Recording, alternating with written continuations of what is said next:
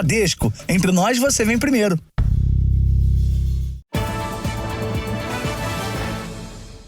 Olá, boa noite. Boa noite. Os motoristas de caminhões guincho estão na mira de quadrilhas especializadas no roubo das plataformas desses veículos.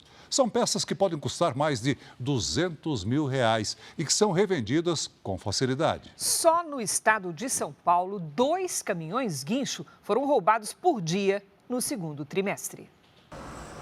Você pode imaginar o quanto é trabalhoso desmontar uma plataforma de um caminhão guincho, tirar a parte hidráulica, as trancas, mudá-la de lugar. Mas assaltantes especializados fazem isso com a maior tranquilidade. Costumam criar uma situação em relação a uma fechada, ou fala que você bateu no caminhão, no carro deles. Nisso você acaba sendo abordado e tendo como, naquele momento, anunciado o assalto. Ailton possui uma frota de caminhões guincho e quase perdeu um deles num roubo.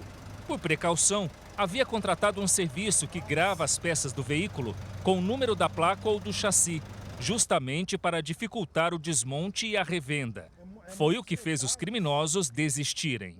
Só no segundo trimestre deste ano, uma média de 2 caminhões guincho foram roubados por dia no estado de São Paulo. Um total de 154 veículos desse tipo de abril a junho, de acordo com a Secretaria Estadual da Segurança Pública.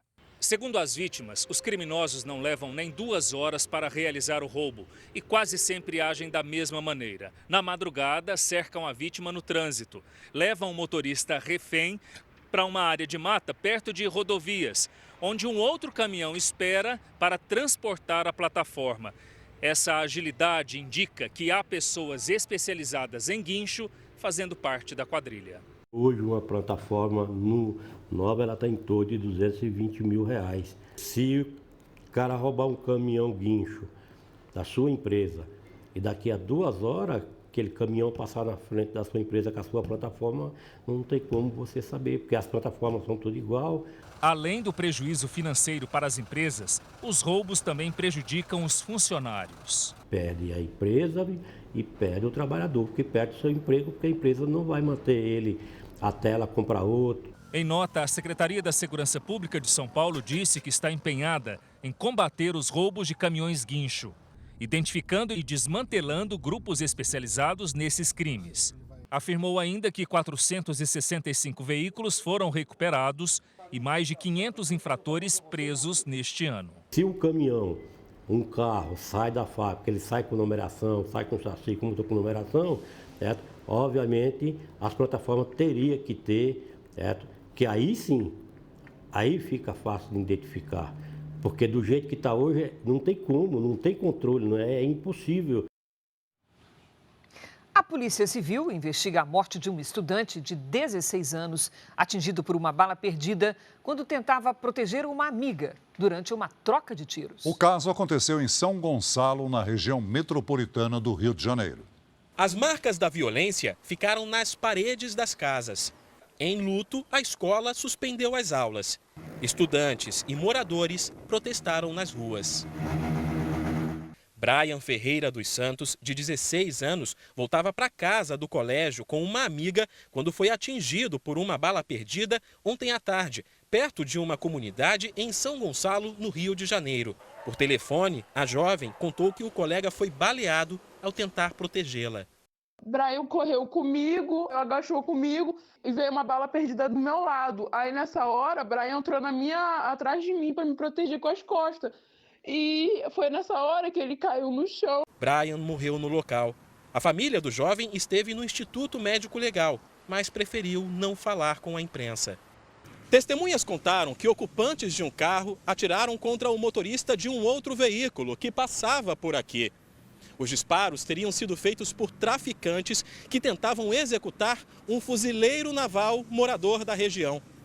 A Delegacia de Homicídios fez uma perícia e busca imagens de câmeras de segurança para tentar identificar de onde partiu o tiro que atingiu o adolescente. Somente este ano, 25 crianças e adolescentes foram vítimas de balas perdidas na região metropolitana do Rio. 10 não resistiram. A Polícia Militar informou que reforçou o patrulhamento na região onde Brian morreu. Veja agora outros destaques do dia. Polícia Federal intima Bolsonaro a depor em inquérito que investiga grupo de WhatsApp de empresários. Arcabouço fiscal entra em votação no plenário da Câmara.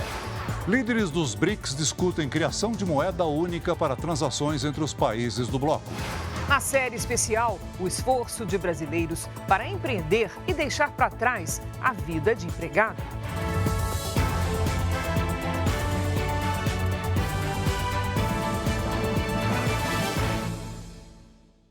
Oferecimento: Bradesco. Nunca execute arquivos enviados por e-mail ou mensagem.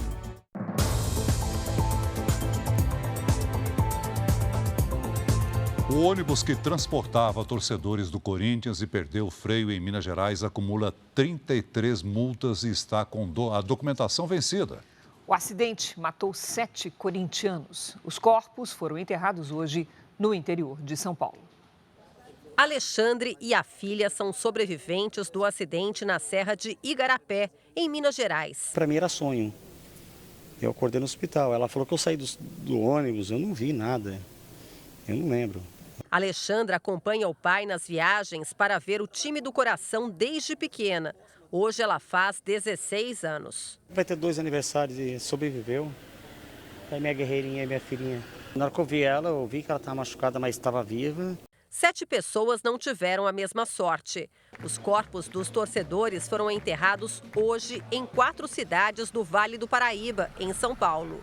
Kleber Felipe Vicente Martins, de 39 anos, estava na direção e segue internado em estado delicado, respondendo bem aos cuidados. Além de motorista, ele é dono da empresa contratada por 2 torcidas organizadas do Corinthians para fazer a viagem de ida e volta até Belo Horizonte, onde o clube paulista enfrentou o Cruzeiro pelo Brasileirão. De acordo com testemunhas, no retorno, o freio falhou.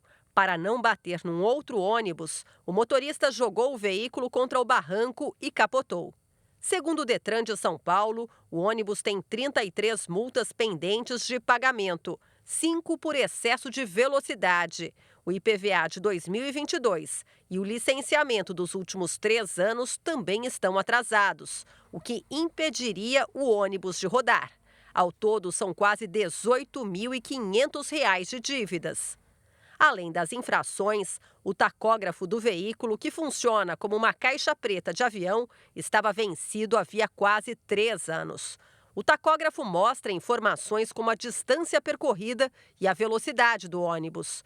O proprietário também não tinha autorização para fazer viagens interestaduais com passageiros. Fomos até o endereço da empresa em Jacareí, no interior paulista. O local é a casa de Kleber. Não encontramos ninguém. Apesar das irregularidades, o ônibus que saiu do Vale do Paraíba com destino ao estádio do Mineirão em nenhum momento foi parado ou fiscalizado pela Polícia Rodoviária Federal. Foram mais de 500 quilômetros de trajeto.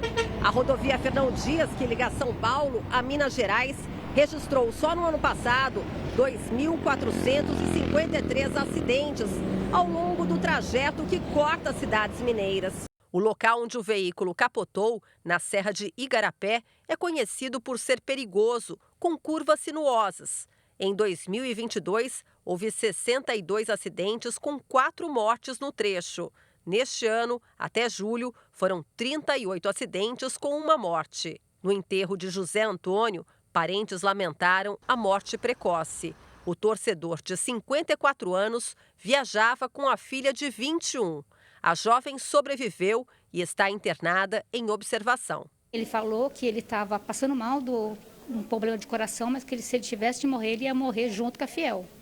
E ia morrer feliz.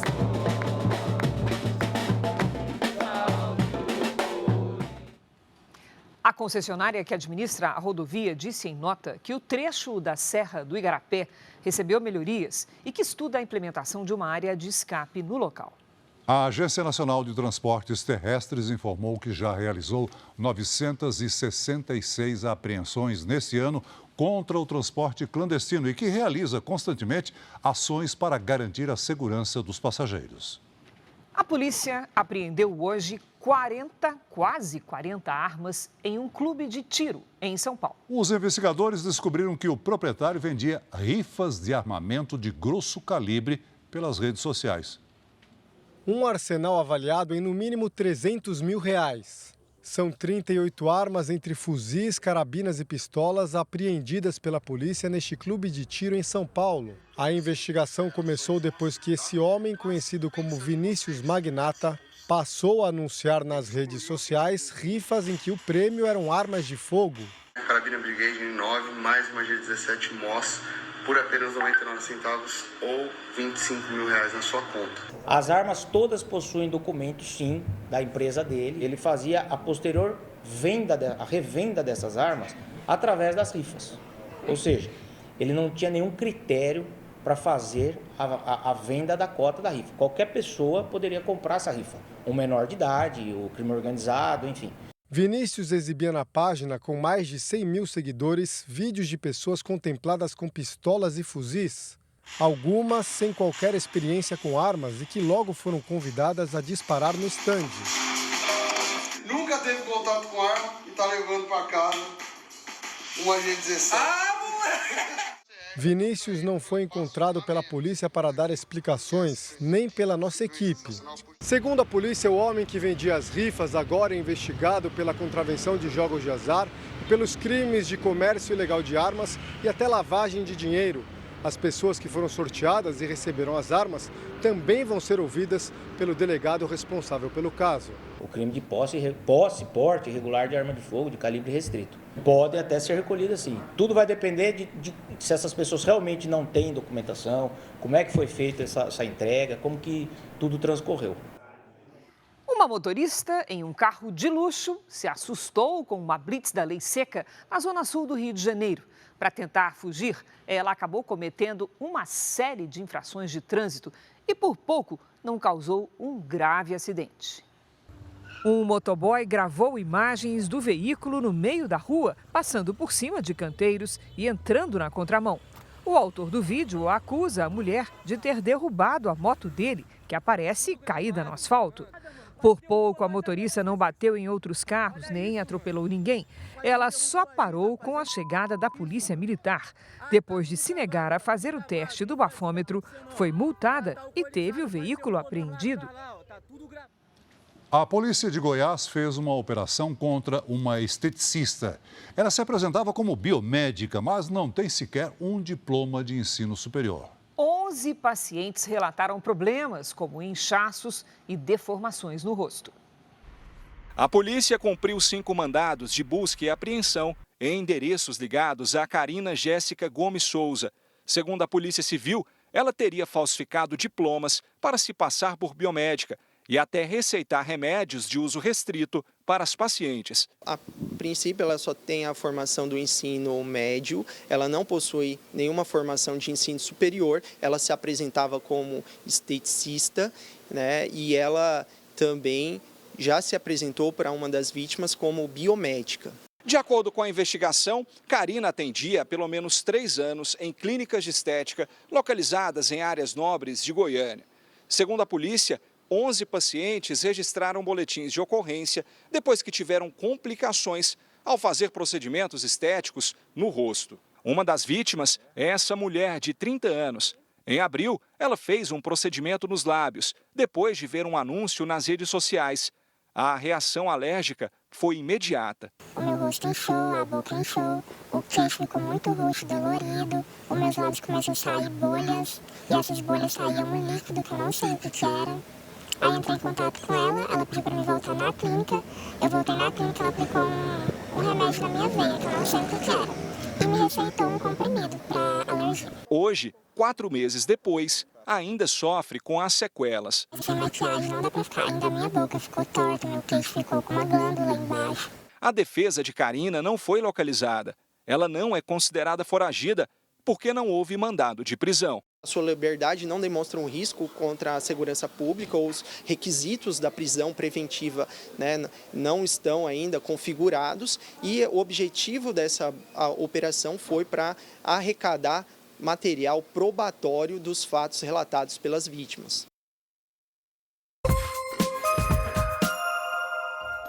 14 pessoas ficaram feridas num acidente entre um carro e um ônibus que levava crianças de um grupo de dança em Porto Alegre.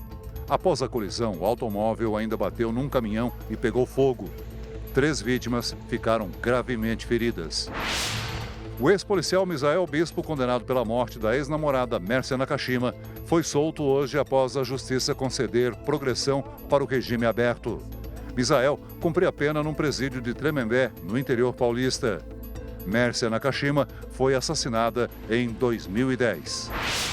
Um homem foi preso por furtar 150 metros de fios de cobre de uma central de captação de água em Bela Vista de Goiás, região metropolitana de Goiânia. O crime prejudicou o abastecimento da cidade, que possui 34 mil habitantes. Um acordo destravou a votação na Câmara dos Deputados do arcabouço fiscal, que é o conjunto de regras de gastos do governo. Foram muitas reuniões, inúmeras conversas, até que os líderes dos partidos entraram em acordo e decidiram votar o projeto que cria novas regras para equilibrar as contas públicas. O chamado arcabouço fiscal vai substituir o atual teto de gastos e permite que o governo aumente as despesas acima da inflação, condicionado ao aumento de arrecadação. Houve um entendimento de que o arcabouço precisa ser votado rapidamente, então a tendência é que hoje seja votado no plenário. Das alterações que foram feitas no Senado, 2 serão acatadas pela Câmara. As que deixam de fora do arcabouço Fundeb, que reduziria recursos para educação, e o Fundo Constitucional do Distrito Federal, que destina recursos para segurança, saúde e educação da capital do país. O relator reclamou das mudanças e deu a entender que o Congresso está querendo afrouxar as regras de gastos. O consenso do Colégio de Líderes, eu defendia desde o início que queria manter o meu texto integralmente, como fora votado pela Câmara dos Deputados, ainda que, deixo claro, ressalto de forma muito objetiva de que o Senado tem toda a legitimidade de alterar todas as propostas que são encaminhadas da Câmara para lá. É legítimo, eles têm competência e uma visão que nós temos que respeitar. Porém, eu penso que o meu relatório era mais tecnicamente sustentável. O acordo mostra uma derrota do governo que queria mudar a regra do cálculo da inflação. A emenda que foi aprovada no Senado permitiria o aumento das despesas, mas os deputados não aceitaram essa modificação. Por causa dessa negativa, o Ministério do Planejamento teria que cortar cerca de 30 bilhões de reais no orçamento ano que vem. Para não ter que cortar gastos, o governo fechou um acordo para incluir estes recursos na Lei de Diretrizes Orçamentárias.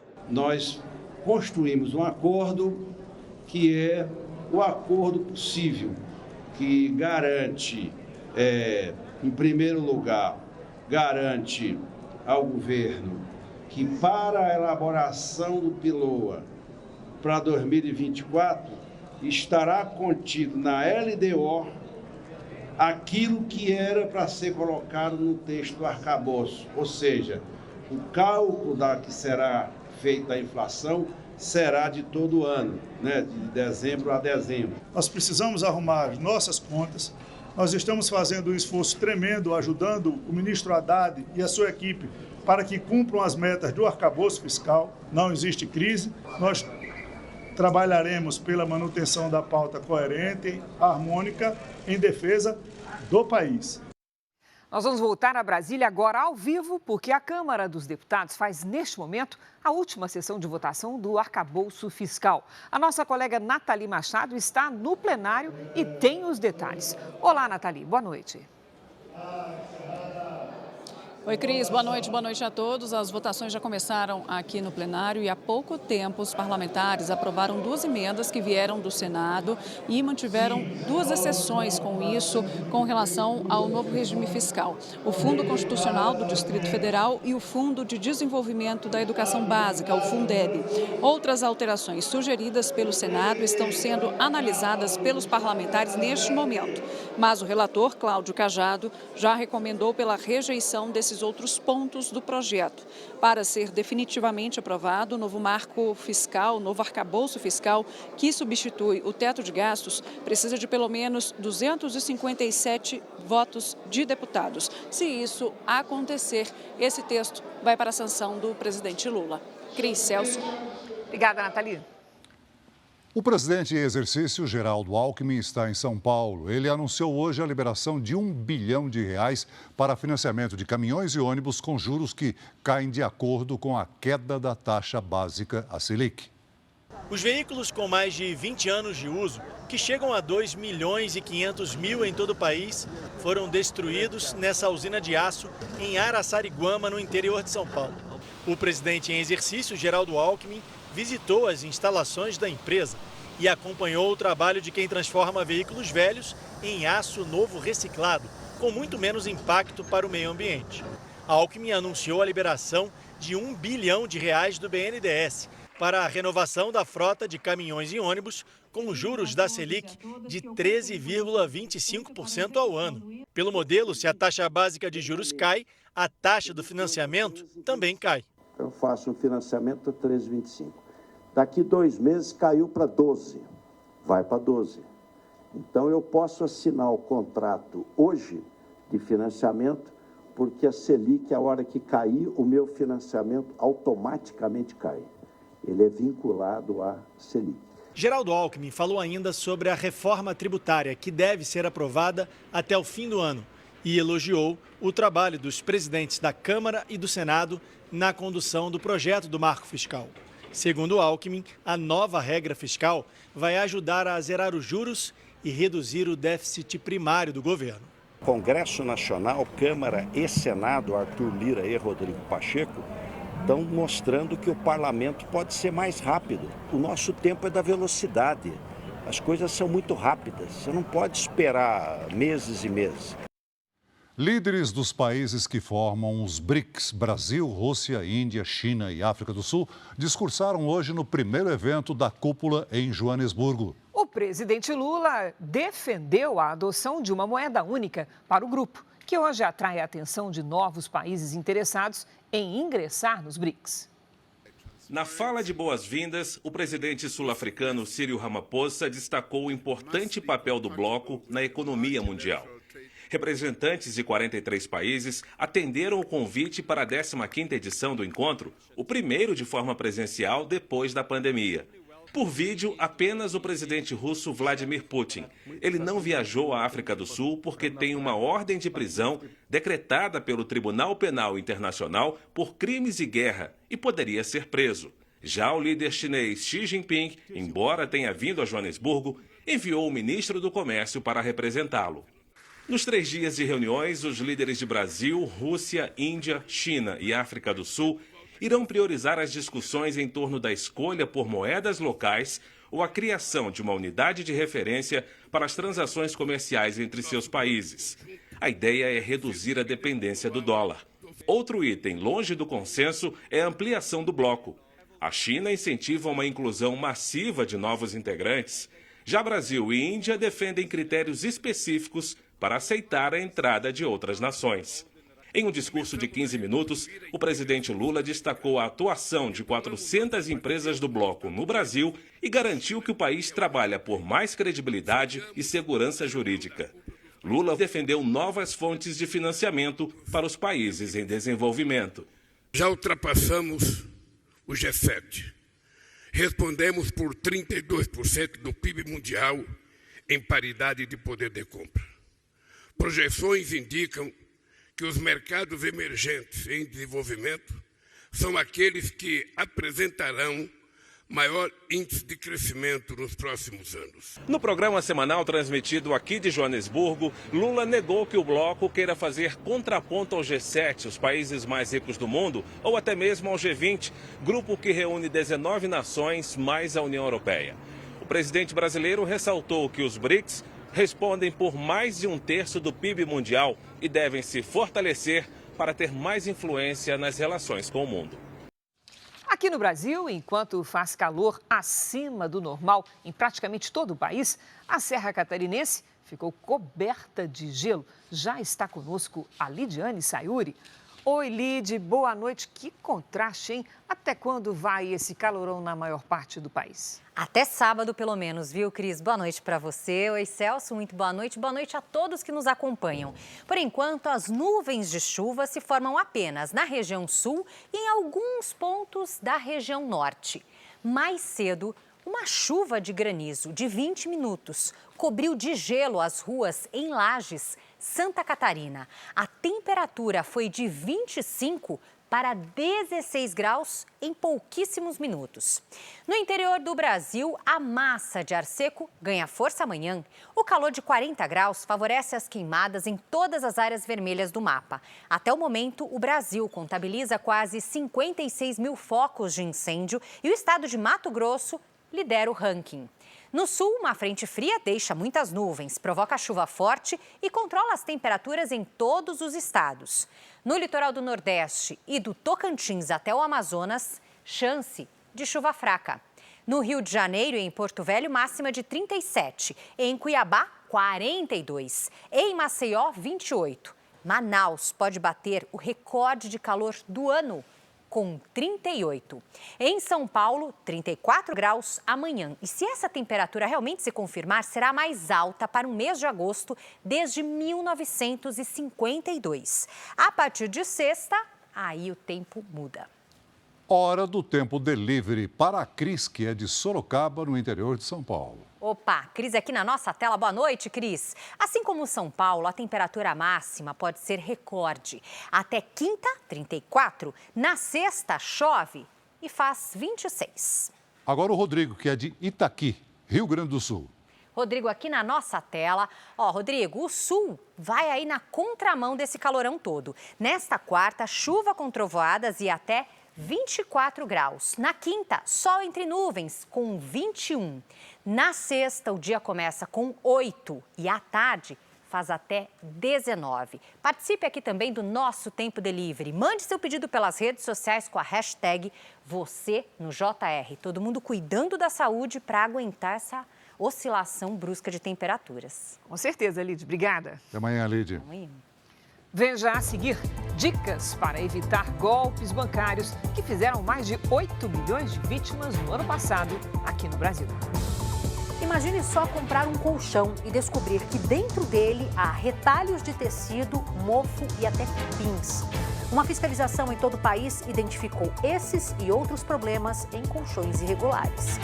E na série especial, casais que não precisavam da renda extra, mas decidiram levar a vida numa jornada dupla e até tripla.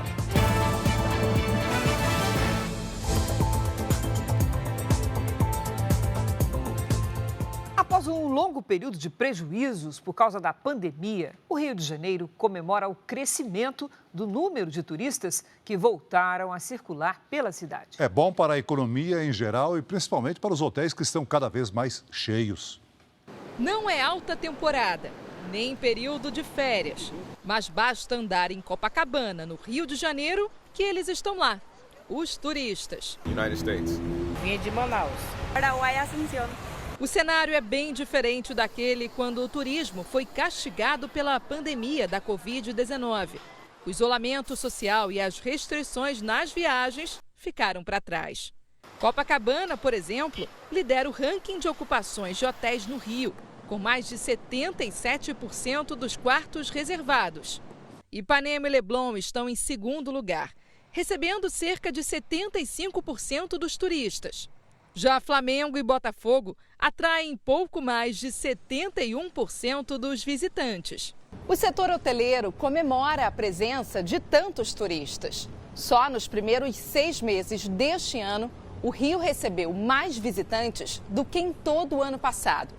A maioria prefere ficar assim, bem perto da praia. E com essa vista, é fácil entender o porquê. O carioca tem uma energia muito positiva. Então, essas duas coisas juntas, as pessoas com a beleza que nós temos aqui, dá essa sinergia tão boa que as pessoas querem sempre voltar. Os números levantados pelos hotéis dão claros sinais da retomada do turismo. O desafio agora é manter um calendário de eventos que atraia visitantes em todas as épocas do ano.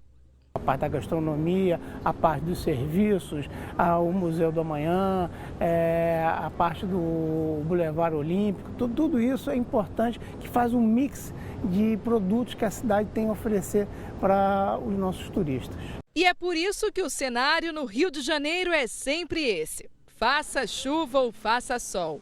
Mas é claro, se der para escolher um dia ensolarado como hoje, melhor ainda.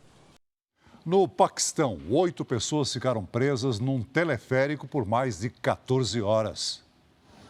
O bondinho, localizado na cidade de Batagram, ficou pendurado a uma altura de 274 metros do chão, o equivalente a um prédio de 90 andares. Durante o dia, o resgate foi feito por socorristas em helicópteros. Mas a estratégia foi considerada arriscada e, à noite, as equipes usaram cordas para trazer os passageiros para a terra firme. Eles foram içados um a um.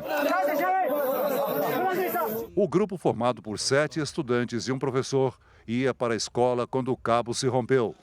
As causas do acidente serão investigadas.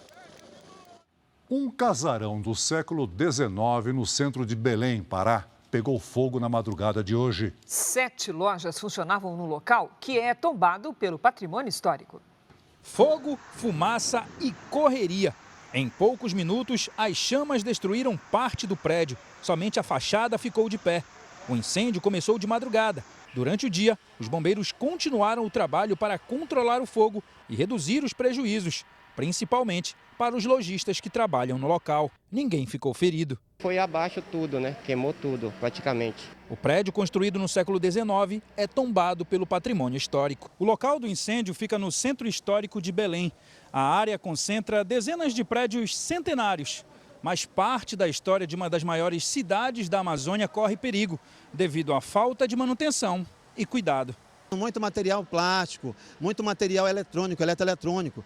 A madeira, ela tem uma resistência baixa e o material plástico tem uma carga térmica muito elevada. Então isso é unir útil ao agradável para que aconteça o desastre que aconteceu, ou seja, perda total em 7 edificações. Segundo os bombeiros, a manutenção de cada prédio é feita pelos proprietários dos imóveis.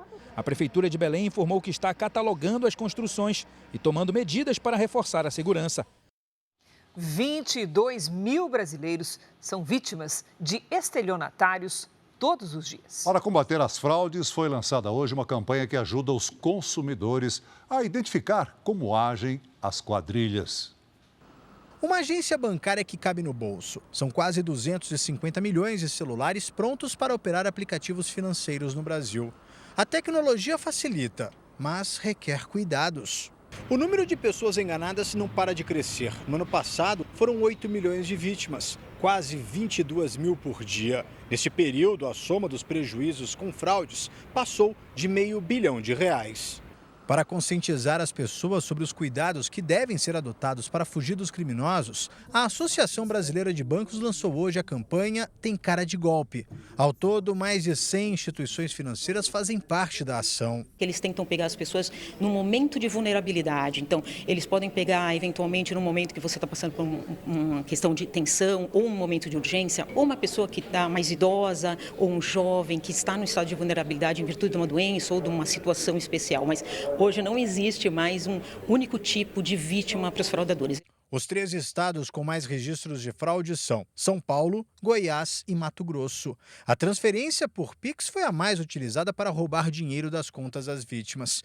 Entre os golpes mais frequentes estão o dos cartões, quando o visor da maquininha está quebrado e um valor maior é digitado, o dos aplicativos de conversa, em que criminosos se passam por funcionários de bancos para conseguir informações pessoais, e o golpe das falsas centrais de atendimento, que ligam para as vítimas e pedem as senhas do cliente.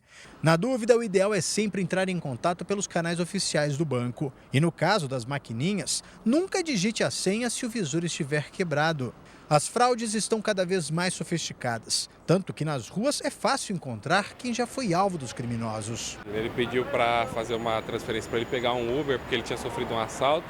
E aí ele falou assim que ia transferir quando conseguisse arrumar o celular, eu emprestei o carregador, ele ligou o celular e fez que como se tivesse transferido. Ele deixou agendado e depois cancelou a transferência. Segundo a Divisão de Combate a Crimes Cibernéticos da Polícia Civil de São Paulo, as investigações são feitas para desarticular as quadrilhas. Mas para evitar os crimes, é fundamental estar informado. Diferentemente de outros países em que a polícia consegue acessar tudo e monitorar tudo, nós temos que fazer o seguinte, nós temos que partir da ordem judicial para colocar em prática aquelas investigações que nós temos com informações que ainda não são de inteligência. Então, fazer uma investigação cyber no nosso país é muito difícil. Os financiamentos consomem cerca de 30% da renda dos brasileiros. Para dar um alívio às contas, a Patrícia Lages tem umas dicas para nós sobre como reduzir o valor total de uma dívida. Oi, Pati, boa noite. Quem pode adiantar pagamento faz muito bem, não é mesmo? Faz muito bem, Cris. Se livrar de dívida é tudo de bom. Boa noite para você, Celso. Boa noite para você de casa. O adiantamento é vantajoso com planejamento e com a escolha da tabela de amortização. A amortização é o adiantamento de parcelas que pode gerar desconto nos juros. No financiamento da casa própria, por exemplo, há basicamente duas tabelas, a Price e a tabela Saque. A Price tem parcelas fixas, mas ela abate mais os juros do que a dívida em si. E, no fim, acaba saindo mais caro. Já a tabela Saque tem parcelas maiores no início e menores no fim. E a cada prestação paga, o valor da dívida é abatido mais rápido. Na prática, a amortização consiste em pagar a prestação do mês, não pode deixar de pagar, né? E a qualquer momento adiantar o pagamento de uma ou mais parcelas finais. Vários bancos permitem ao cliente fazer a simulação e o pagamento também pela internet ou pelo aplicativo. Isso também pode ser feito pessoalmente nas agências. E aí, quem tem dívida, todo aquele dinheirinho extra que entra, seja 13º, seja as férias, vale a pena usar pelo menos uma parcela para interromper aí os juros e pagar as dívidas, não é isso? Vale muito, Cris. Mas olha, também é possível planejar a amortização mensalmente. A gente vai dar algumas dicas.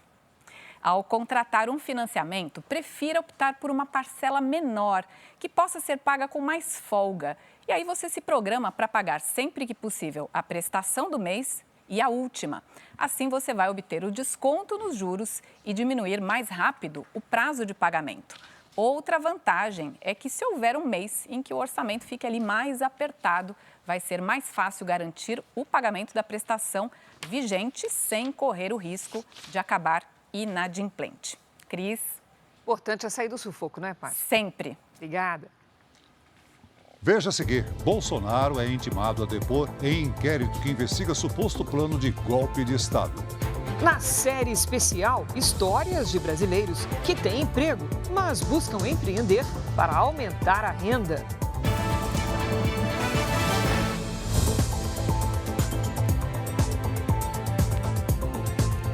A Polícia Federal intimou o ex-presidente Jair Bolsonaro a prestar depoimento no inquérito que investiga um suposto plano de golpe de Estado que teria sido compartilhado em um grupo de WhatsApp. O grupo de empresários teria discutido o apoio a um eventual golpe de Estado, caso Lula fosse eleito. Os empresários foram alvo de busca e apreensão e eram investigados no caso até ontem. Por ordem do ministro Alexandre de Moraes, do Supremo Tribunal Federal, a apuração foi parcialmente arquivada. Moraes retirou o sigilo do caso e incluiu parte do relatório da Polícia Federal, que aponta um pedido direto de Jair Bolsonaro para que os integrantes do grupo de mensagens repassassem informações falsas sobre o sistema eleitoral brasileiro. Na reprodução da conversa, o número apontado como o de Bolsonaro afirma que o então presidente do Tribunal Superior Eleitoral, Luiz Roberto Barroso, mentia sobre a segurança das urnas eletrônicas e tentava interferir nas eleições.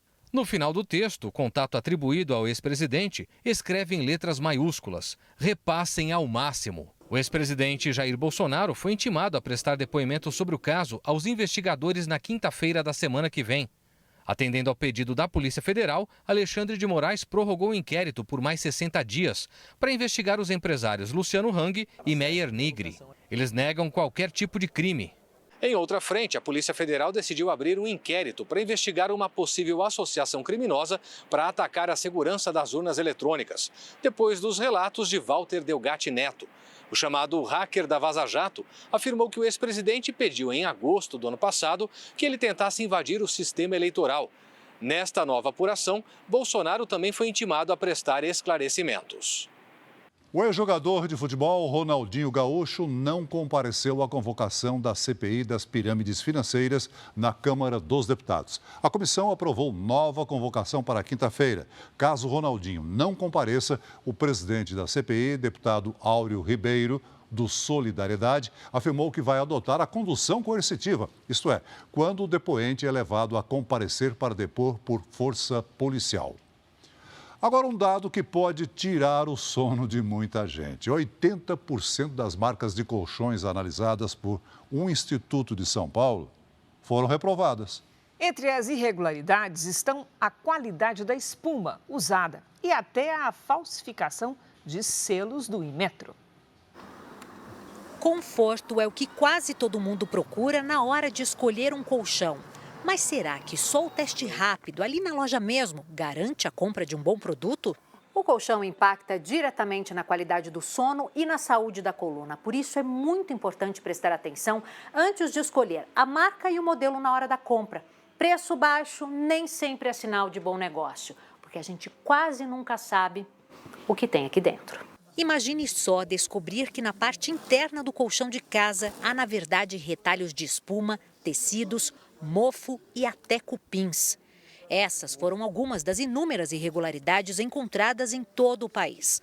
Segundo a fiscalização encomendada pelo Observatório do Colchão, entidade independente que representa o setor, 80% dos produtos analisados foram reprovados. Muitos desses colchões dizem que tem uma espuma de uma qualidade aprovada pelo Inmetro. Quando você vai ver, tem restos de produto dentro daquilo, espuma sem procedência, isopor, pedaços até de saco de lixo. A Patrícia é engenheira responsável pelo laboratório que fez as análises. Patrícia, vocês encontraram muitos problemas, né? Esse aqui é um dos principais. Esse é um bom exemplo, Adriana. O que a gente encontrou nesse, ele diz que ele é um colchão feito por 3 camadas de espuma na etiqueta. Só que, na verdade, ele não é. Ele é feito por diversas fatias. Inclusive, a gente pode ver que ele não vai dar sustentação nenhuma para a coluna do usuário. Isso daqui não tem homogeneidade nenhuma de sustentação. As espumas dessa forma não poderiam estar dentro desse colchão. Completamente irregular. Entre os problemas encontrados, também há colchões com falsos selos do Inmetro e etiquetas sem as informações obrigatórias. Uma das irregularidades mais frequentes está relacionada à densidade, ou seja, a quantidade de espuma por metro cúbico. Para evitar a compra de um colchão irregular, a orientação é pesquisar. O produto deve ter o selo do Inmetro e a empresa fabricante deve ser associada à Abicol, Associação Brasileira da Indústria de Colchões. O consumidor, quando vai comprar um colchão, ele tem que pesquisar primeiro, ou seja, entrar no site do Inmetro, entrar no site do Observatório do Colchão para ver as marcas não conformes, para se certificar de que aquele produto que ele está comprando atende todas as certificações e que é um produto de qualidade assegurada e de procedência garantida. Uma jovem foi arrastada por um caminhão em Curitiba depois de um cabo enroscar no pescoço dela. A mulher sobreviveu ao acidente. O flagrante mostra a jovem parada na calçada. Ela aguarda para atravessar a rua, quando um caminhão passa e arrebenta um cabo do poste. O fio atinge o pescoço dela e a derruba. Eu achei que tinha quebrado minhas 2 mãos, que estava doendo bastante, mas eu fiz raio-x da mão, da perna, que eu estava com bastante dor também. Não quebrou nada, foi só uma luxação. Patrícia é recepcionista e tem 23 anos. Ela estava a caminho do trabalho quando foi atingida. Para ela, o caso só não foi pior porque o fio também atingiu uma placa de trânsito. Eu achei que ia morrer, na verdade. A hora que eu vi o fio, se fosse fio de luz, ia ter me dado choque, ou se não tivesse arrebentado o fio, teria cortado meu pescoço, me enforcado, ele ia me arrastar mais, porque o caminhoneiro, acredito que ele não viu, sabe? Então poderia ter sido muito pior, foi um susto bem grande. O acidente aconteceu neste ponto. A jovem tinha acabado de sair de casa. Ainda é possível ver cabos baixos aqui na região, o que ainda pode causar novos acidentes. No mês passado, uma jovem também foi vítima de um acidente parecido na cidade de Mandaguari, no norte do Paraná.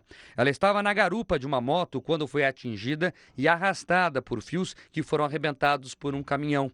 A jovem teve apenas ferimentos leves. Sobre o caso mais recente, a Prefeitura de Curitiba informou que uma equipe está verificando o que aconteceu e irá tomar providências. A empresa que faz a distribuição de energia na cidade disse que não tem relação com o acidente.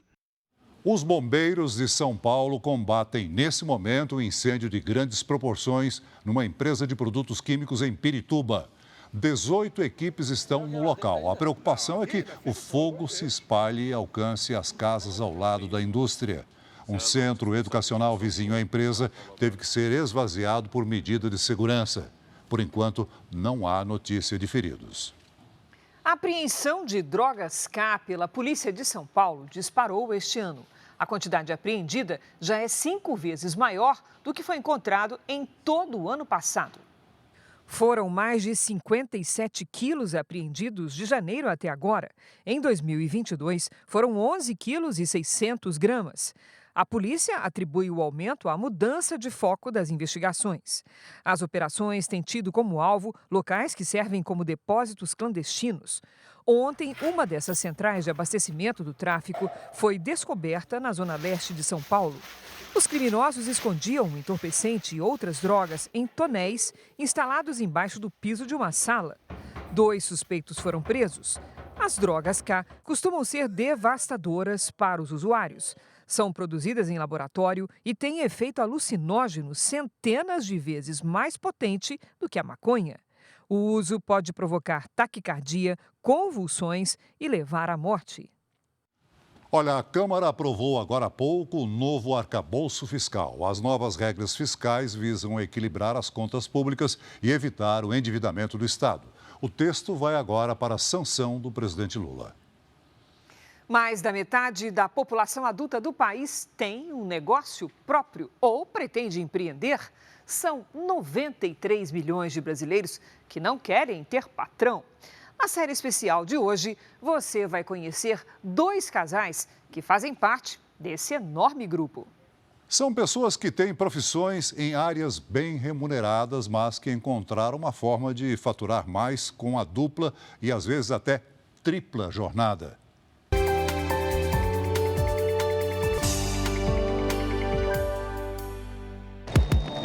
Às vezes parece que o tempo é curto demais para tanta atividade.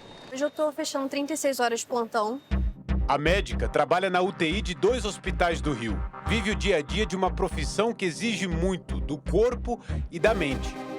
Faço no meio da semana essas 36, de terça para quarta. E no final de semana, mais 24 horas no sábado também. Mas ela ainda tem uma outra profissão. O plantão hoje é nessa feira de artesanato. Hoje em dia, todo mundo precisa complementar a renda, né? Faz uma coisa, vamos fazer outra, vamos investir, e é isso aí. A produção das velas e dos sais de banho acontece nesse cômodo, um quarto que virou ateliê. Na minha vida como médica, eu vejo que agrega muito, porque acaba sendo um momento que me traz tranquilidade. Comecei a divulgar para os meus colegas de trabalho, eu quero. Comecei a vender para a galera conhecida. Aí surgiu a ideia de criar um site. Tá ficando sério o negócio, né? Marcele compartilha o local de trabalho com o marido Igor, um personal trainer que também vive uma jornada dupla. Se contar os estudos, é uma jornada tripla. Eu acordo às 5 da manhã todo dia, então vai até aí pelo menos 10, 11 horas da noite. Além da rotina com os alunos na academia, ele faz estágio na faculdade de fisioterapia e há 2 meses decidiu abrir também uma franquia de uma loja de suplementos alimentares pela internet. A venda online, ela me abriu uma opção, um leque, né? Para eu poder realmente fazer uma renda extra e conseguir conciliar com o meu trabalho, com a faculdade, com o casamento, enfim, com tudo isso. Igor e Marcele moram nessa casa confortável aqui no Rio. Pagam aluguel, mas não têm grandes dívidas. Na teoria, não precisava dessa renda extra para fechar as contas do mês. Mas a vida foi levando eles para esse caminho e hoje o dinheiro que vem da vela e da venda de suplementos virou uma espécie de poupança dos sonhos. O primeiro a ser tirado do papel vai ser uma viagem para a Tailândia ou para o Chile. Eles estão na dúvida ainda, planejando. Mas é a lua de mel que eles nunca tiveram. O casal faz parte de um grupo enorme de brasileiros que decidiram empreender. 67% da população brasileira adulta está nessa mesma pegada do Igor e da Marcele. Pós-pandemia, ficou muito evidente, né, o empreendedorismo por necessidade. Então, as pessoas passaram a implementar a sua renda através de trabalhos internos, em casa, né, seja com artesanato. Porém, todo empreendedor deve se preparar para isso. Então, o empreendedorismo aventureiro, você corre riscos. Você corre risco de investir um dinheiro e ali, muitas vezes, não ter o retorno nem do investimento, que dirá o lucro. Foi buscando conhecimento que a vida desse outro casal também mudou. A Ana trabalha como arquiteta, o Kaique como professor universitário 3 vezes na semana, pós-doutorado e, de um tempo para cá, pizzaiolo também. O professor foi incentivado pela esposa Ana. A arquiteta já vinha se aventurando numa outra área. Comecei a fazer meio na intuição, né? Pegando assim coisa de livro, coisas na internet.